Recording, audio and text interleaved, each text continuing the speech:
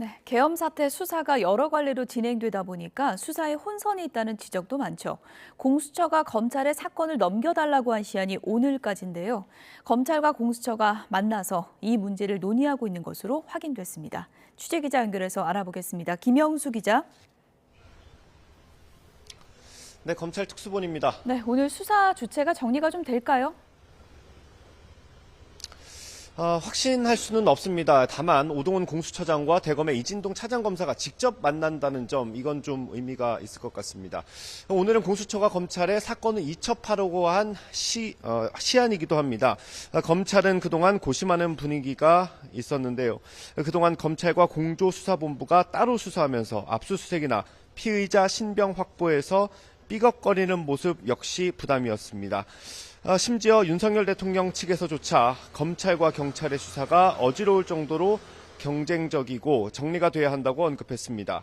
오늘 논의 결과에 따라 논란이던 양갈래 수사가 정리될 수도 있지만 협의가 잘 되지 않는다면 대통령 소환 조사 때까지도 잡음은 계속될 수밖에 없을 것으로 보입니다. 네, 윤석열 대통령 측에서는 지금 여론전에 나선 것으로 보이죠? 네, 조금 전에 속보가 한 가지 들어와서 정리를 먼저 해드리면요. 조금 전에 말씀드렸던 공수처와 대검의 협의 내용이 들어왔는데 검찰이 밝힌 내용에 따르면 공수처의 윤석열 대통령과 이상민 전 장관의 사건을 이첩하기로 했다. 이런 소식이 들어왔습니다. 다시 한번 전해드리면 검찰이 공수처와 사건 이첩을 놓고 협의를 했는데 윤석열 대통령과 이상민 전 장관의 사건을 이첩하기로 했다는 소식이 들어왔습니다. 지금 김영수 기자가 중요한 속보를 전해줬는데 지금 검찰 측과 공수처 측이 지금 만나서 이 수사권 조정을 좀 협의하고 있었고 윤석열 대통령 사건과 이상민 장관 사건은 공수처에 검찰이 이첩을 하기로 결정했다는 속보 제가 다시 한번 전해드리겠습니다. 김영수 기자, 지금 윤석열 대통령 측에서는 여론전을 펼치고 있는 것 같은데 그 움직임도 좀 전해주시죠. 예, 알겠습니다. 변호인단이 아직 채 꾸려지기 전이죠. 윤석열 대통령의 측근으로 알려진 석동현 변호사가요. 어제에 이어 내일도 기자들을 만나기로 했습니다. 미팅, 문답이라고는 선을 그었지만 사실상 임시적인 언론 창구가 생기는 것으로 볼 수도 있을 것 같습니다.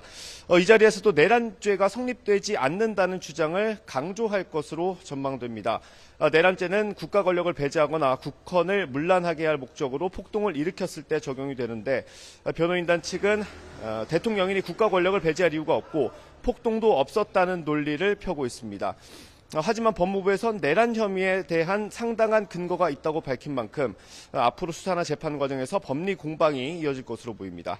윤 대통령 측이 이렇게 언론의 입장을 공개적으로 밝히는 건 여론이 너무 기울면 수사나 재판, 탄핵 심판에도 영향을 줄 수 있다는 판단으로 읽힙니다.